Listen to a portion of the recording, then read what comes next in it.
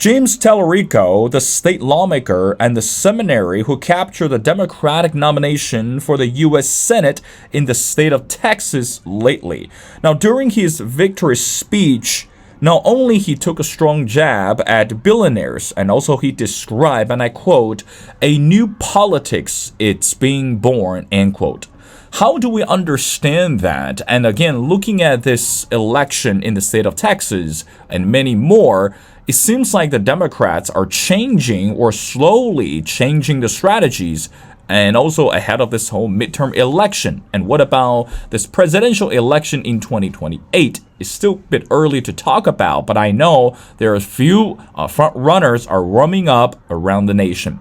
But meanwhile, outside the U.S., we also need to think about the war between Iran and U.S. at this moment. Again, not only that we're seeing this reaction strongly from the Iranian side, China, one of the largest economies in the world, according to the Chinese foreign minister, that he laid out the principles regarding the chaos and the crisis in the Middle East, and also described, and I quote, a war that should not have happened in the first place, end quote. Is China right? And what about this economic relationship between China and Iran at this moment? Is the war going to change this political agenda between U.S. and China? Well, ladies and gentlemen, it's my honor to invite back our distinguished speaker, again, Dr. Michael Patrick. If you remember last time, Michael and I, we had extensive discussion regarding the war in Ukraine, but this time we're going to focus on a lot more about China and also about the reaction from China. Well, Michael, welcome back to The Missing Piece. Well, thank you, Will. Thank you for having me. I always enjoy your audience. Well, again, Michael, such an honor to have you back on the show. Now, before we talk about the war between Iran and U.S., let's talk about this gentleman, James Tallarico. You know, again, as I mentioned in the intro, a state lawmaker and a seminarian. During his campaign to lock in this Senate position or candidate, not only that he talked about the current political state in the U.S., and also he was really outspoken about his faith. You know, he said he loved the country and then God, and also he talked about this healing power, this unity. So from your perspective, what do you think that he meant when he talked about a new politics? It's being born today. So is that something that we need to pay attention about the Democrats and also their strategies and try to change or try to send a strong message to the voters nationwide? What do you think of that? Well, good morning. This kind of news, he is clearly being groomed for higher office beyond the Senate. He's a model, and it's a tough pill to swallow for the Democrats because they have been running the same candidate for several cycles, and it's not working. And when they lose virtually every county in America, the message is clear. You need to have a different candidate. You need to focus on different things. And he's kind of, one of the things I like about Texas is they have great barbecue sauce.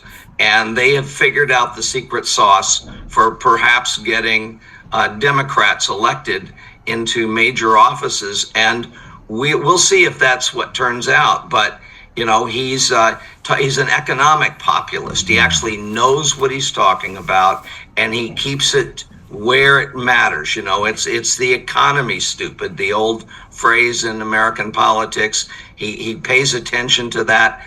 Donald Trump is sitting on the edge of a knife about some of these kitchen table economic issues. He represents the working class. I mean, we can remember when Hillary Clinton lost an election because she called the working class deplorables. And they seem to have drifted into a kind of an elite class representation. And so this is a return to the roots of the Democrats and the working parties. And he's unafraid to talk about being a Christian and having Christian values. That still resonates with the majority of Americans about values and of what's really important. And I think that could energize the Democratic Party. Question is, whether the mainstream Democrats, housed on the two coasts in California and New York, whether they can recognize that the handwriting is on the wall if you are a Democrat and you want to get elected or reelected. Michael, again, going back to Tallarico, during the victory speech, he made another point, especially with seeing this political polarization in America today. And this is what he told the voters, and I quote, "The real fight in this country, it's not left versus right, but it's bottom versus the top," end quote. So, Michael, again, you've been covering political rallies and campaigns and, locally and also from this presidential level for years. I have to say, and I have to admit, that this is the first time for us, from our Chinese perspective, to hear this, to say the politics in this country is no longer the left versus the right, but instead is the top versus the bottom. Michael, what does that mean when he talk about this top versus bottom? How do we translate that language in the political sense? And also, I guess we'll say majority of the voters, not only in Texas, but it's also to say around the nation, are really sick and tired of this polarization.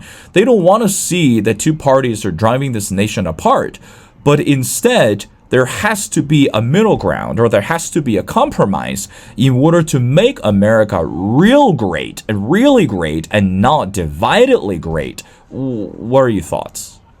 I agree with you that this is a turn, a potential turn in the road.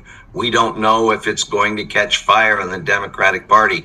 I was watching an old Democratic spin doctor the other day who was just raging at that Trump syndrome about Donald Trump, and certainly there's room for great debate and discussion, but he was losing control on the air. And I thought, the Democratic Party has to get a better sense of itself if it's going to be populist. And that's the idea of a populist who runs based on the people, not on the horse trading that goes on among different forms of elites. And that's really where a lot of the conversations, even the press coverage, is focused, is on what wakes the elite up in the morning. What are they concerned about?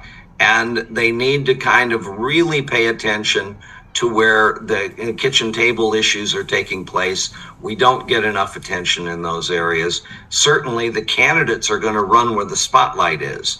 So I think the media has a real opportunity here to step up to it and not be afraid of people of faith, not be afraid of some of the issues that this Texas candidate is expressing. The question is it a flash in the pan? Are the Democrats going to pick it up, or are they going to run from it? It's going to be interesting to see how it turns out. But Texas is an important state that can tell us a lot about it's time for the Democratic Party to change. We don't know if they will take the moment. We'll see. Well, Michael, let's jump into something more fascinating. Again, the war between Iran and U.S. at this moment.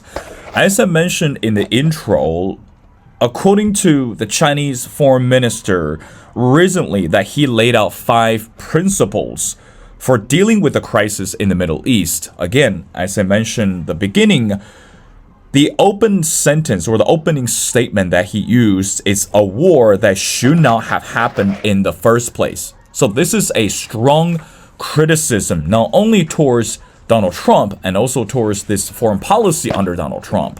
Now, when we talk about this 5 fundamental principles, I just gonna read all of them. And again, Michael, you and I, we can break them down little by little.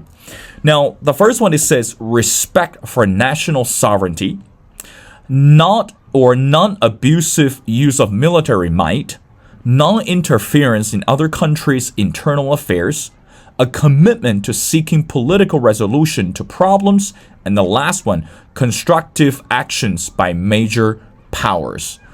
Michael, these words are just political words. I would say not from ChatGPT, not from AI, but those are words and the principles that our Chinese government are running today. Especially the one about respect for national sovereignty. One thing that I can tell you from our perspective, when I say our, which means from the Chinese national perspective, it's two things. Number one, that we know that China has never been interested in butting in any other country's internal affairs, especially when we look at the chaos in Iran and also in the Middle East. But the second part is the economy. Just like what you talk about, the economic agenda for the US, China, we're also paying closer attention to the domestic economic growth. One thing that I can tell you so far, it's very concerning. It's about this unemployment rate. And we know the younger generations today in China are very hungry, for entrepreneurship, love to get a lot more projects get started. And also we think about the future of the country. But domestically speaking, the economic growth, it's rather slow. It's not ending, but it's slow. And also, it's really hard to see what's going to happen in 2026. So from your perspective, how do we understand the words they came out of this foreign minister or the Chinese government to say that respect for the national sovereignty or non-abusive use of military might? Is this a direct criticism to Trump, or you think there has to be something deeper than that? Well, it's very interesting. I think his remarks resonate with a lot of people, not just in China but elsewhere. This war with Iran left a lot of people wondering what's going on with this particular issue. Part of it is when you look at American foreign policy, it looks like there's a game here we call pickup sticks, and it's a bunch of thin sticks, and you throw them on the ground, and you're trying to remove them without juggling the others. It's a little bit scattered, and it's a lot very quickly. And there may be reasons for it, but when the war was launched in Iran, it wasn't entirely clear as to what was going on and why now. What was going on with the issue? Well, we've started to see more clearly what that was about. But it's one of those issues where, of course, people are running over borders, and we can talk about a lot of the conflicts. There's like 9 wars going on at the moment or in the process of it. So we can see the state of the world in this regard. But from an American democratic point of view, clearly this particular conflict raised more questions than it answered. And right now it's in a very delicate stage. So I think the remarks from China were well put together and represent not only China, but drew in a lot of people going, yeah, we really don't understand what this is about. I think we have a clearer picture now than we did then. But you're right. That's a very good issue to bring up and to start asking questions about, because in the United States, voters are going to be answering this question at the midterms. And right now, the poll numbers are not looking great. I think he's down like 12 points or something since the start of the war with Iran. So that's why we see some pause going on in Donald Trump even last night. There's a number of issues that are hanging fire, and he's really got to major in a couple, 2 or 3 things in order to get out of this without it looking like the United States isn't doing as well as it was before the war started. But Michael, what about this economic agenda? Again, I'm looking at a opinion piece came out of the Washington Post, written by editorial board. The opinion piece, which is entitled "The Right and the Wrong Ways to Reduce Oil Prices. America should be spared the worst, but the world will suffer." I mean, we know that last time you and I, we had in-depth discussion that when we talk about the oil and the resources, China has been one of the major beneficiaries for Iran, been trading, and also we talk about this energy. But right now, despite that what we just heard from the Chinese foreign minister, I think the unspoken words, it's about this economic relationship between China and Iran, and also if the war continues, not only is going to mess up the schedule for China, and also it's going to create a chaos for many other countries. If I remember clearly, you and I last time we talked about that how Iran, was really facing this critical, we'll call the intersections, because the head of government was eliminated, and then right before you and I we talk, it looks like the son of the supreme leader is going to take over to be the new head of the government. So how do you think this is going to influence, or this is going to impact the relationship with China? And also, Trump has threatened by posting messages on social media to close the Strait of Hormuz. I mean, again, this is rather critical for China as well. So what do you think of that? Well, I think the Strait of Hormuz is the one issue that Donald Trump needs to get right. We can go back in history and look at what happened during Ronald Reagan's era when there was an issue about keeping the Strait of Hormuz open. If he does that, then I think you could see oil prices begin to moderate. But we had an event in the war that a lot of people didn't grasp, which was when Israel attacked the oil storage in Iran, and they really didn't have the okay from Trump before they pulled that trigger, and Trump was furious about it. In fact, there was a meeting planned that didn't happen because of how upset and angry he was. He had plans for that oil, and what the cascading events was it ended up with Russia being able to capitalize on that in selling oil to India. And so you begin to see that the U.S.'s sanctions on Russia begin to be weakened. And a lot of things cascade over that price of oil, and that price of oil turns into things like gas prices at the pump, things that American voters in the midterms can be influenced on. So it's a real delicate situation right now.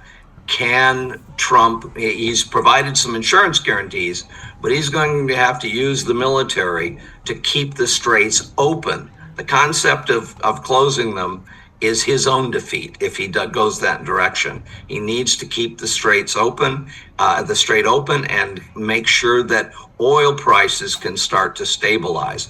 That's probably one of the big questions over the next week or so, to see which way he determines to go with that issue alone. And of course, that has a direct impact when he meets with President Xi. I had wrote a piece this week, and I said that meeting, I think, is going to be when Trump begins to talk about withdrawing from the Iranian war as some kind of at least a ceasefire approach.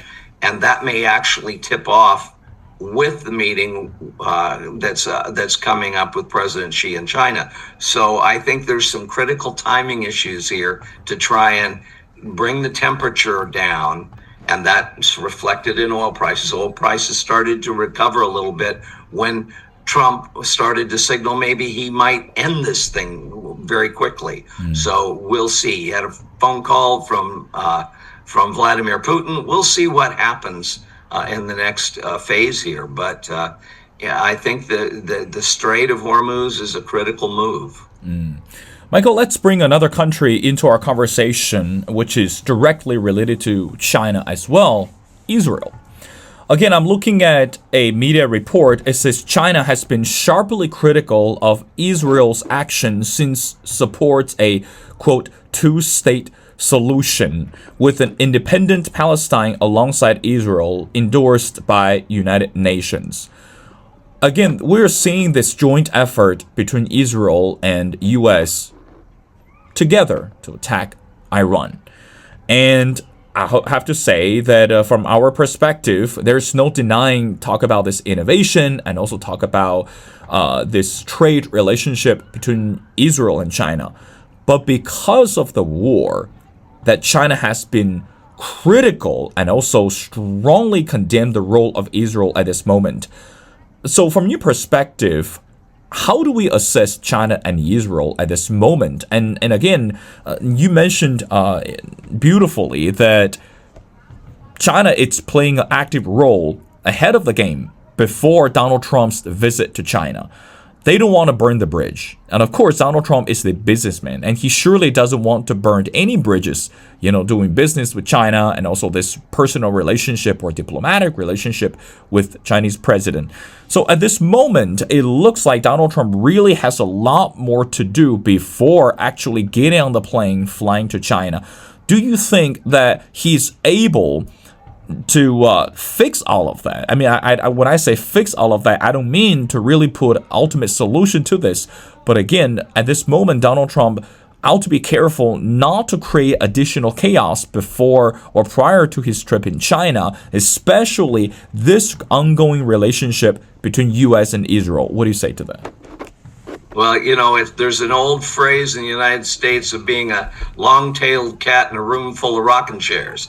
That's Donald Trump today. That on virtually every front that relates to the war in Iran, he needs to take some clear action beyond the bluster of sending in the military. The military's done a good job of what it's been asked to do.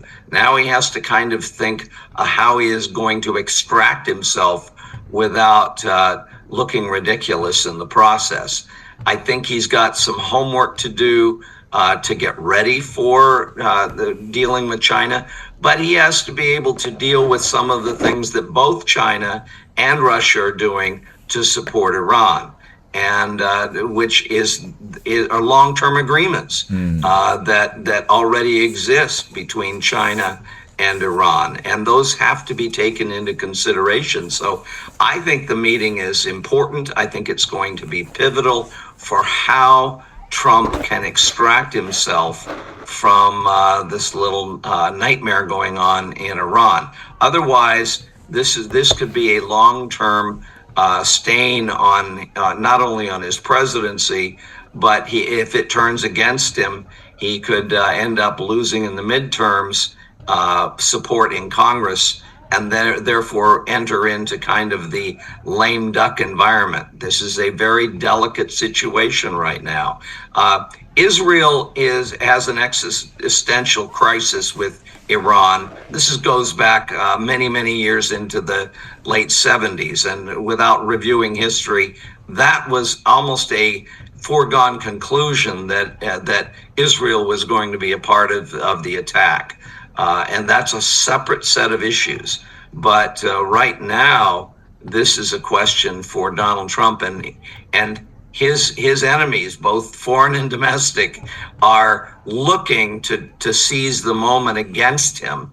And he has an opportunity to win this case. And I think stabilizing oil prices would be his best move, and then work with China, and it looks like perhaps Putin as well in Russia, to get out of there as in an appropriate manner, and leave it to the Iranian people to sort out. That's going to be another question that nobody's talking about in terms of what's going to happen next with the Iranian people themselves and the Kurds and others that are looking to come in and create some chaos. So we'll see. I think the meeting has become more important in China for both timing and for all of the issues that those two gentlemen have to horse trade on.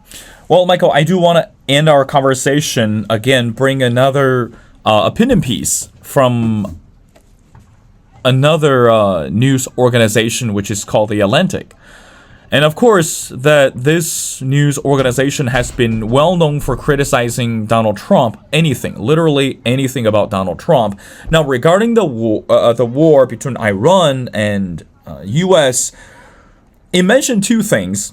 It says the war at Iran has confirmed or reaffirmed two truths. Number one, the U.S. is blessed with the most professional and effective military in the world.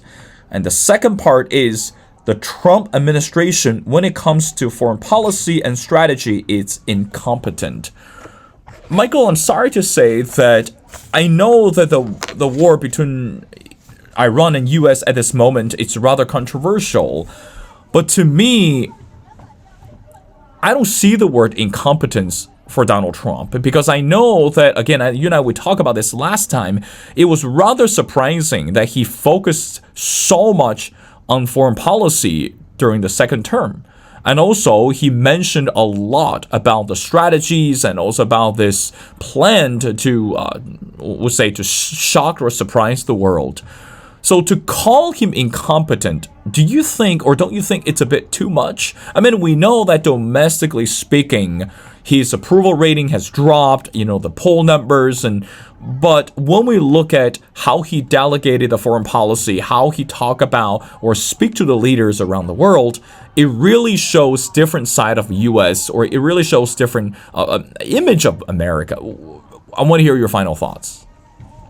Well, clearly the Atlantic is selling its magazine in the United States. It's playing to a particular audience who feel that their apple carts have been overturned in foreign policy and a lot of international issues.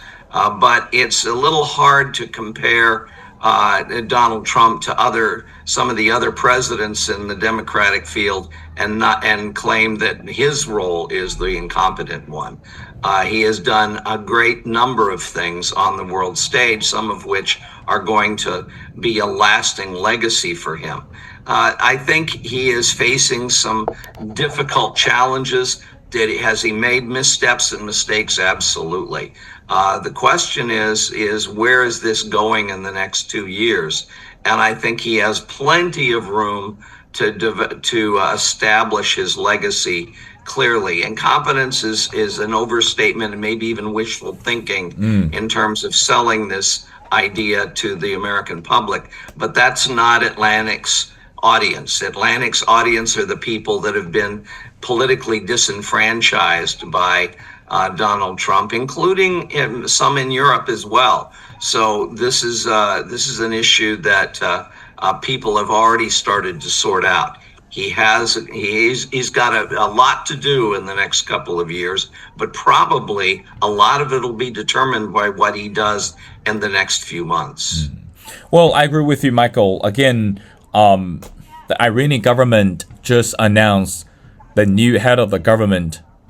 It's about to start this journey, and also we're still seeing the war between Iran and U.S. And on top of all that, we're still watching closely regarding the war in Ukraine. So hopefully that next time you and I, we talk, we can have the conversation about Donald Trump's visit, official state visit to China. And in the midst of the visit, what are the topics will be brought it up? And also how about this diplomatic and also this personal relationship between Donald Trump and Xi Jinping? So thank you, Michael. Again, such an honor to have you back on the show. I'm looking forward to our next conversation. Thank you very much, Will. It's going an exciting time. Maybe there'll be a few less issues on the table by the time the meeting in China is over.